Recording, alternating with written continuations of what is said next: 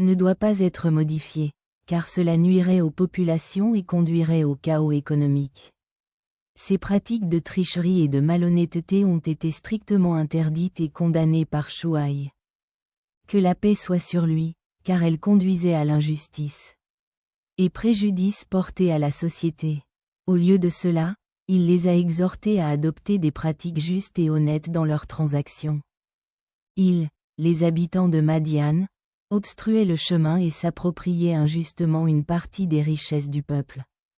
Ibn Abbas, qu'Allah a rapporté qu'ils étaient un peuple transgresseur et oppressif qui s'asseyait sur la route et trompait les gens de leur argent.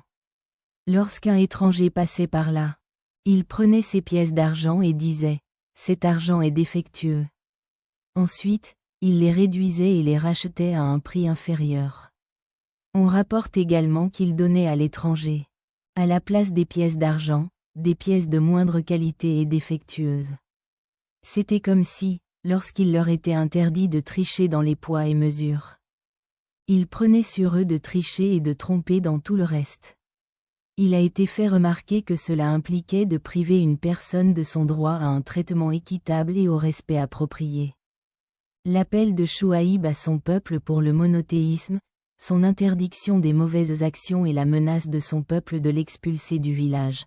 Allah le Tout-Puissant dit, et à Madian, leur frère Chouaïb, il dit, ô mon peuple, adorez Allah et attendez le jour dernier et ne commettez pas d'abus sur terre en propageant la corruption. Coran, Surat Al-Ankabut, 36, Chouaïb, que la paix soit sur lui, a été envoyé dans 2 communautés, Madian et les habitants d'Alaïka. As-Sudi a dit, Allah n'a pas envoyé de prophète 2 fois sauf pour Chouaïb, une fois à Madian. Et Allah les a saisis avec un cri, et une fois aux gens d'Alaïka, et Allah les a punis le jour de l'ombre. Après que Chouaïb les ait appelés à adorer le seul vrai Dieu et à abandonner l'adoration des idoles, les chefs de son peuple le menacèrent en disant, ô Chouaïb, nous te chasserons sûrement, toi et ceux qui ont cru avec toi, de notre ville à moins que tu ne retournes à notre religion. Cependant, cette menace est impossible lorsqu'il s'agit des prophètes car ils sont protégés de l'incrédulité.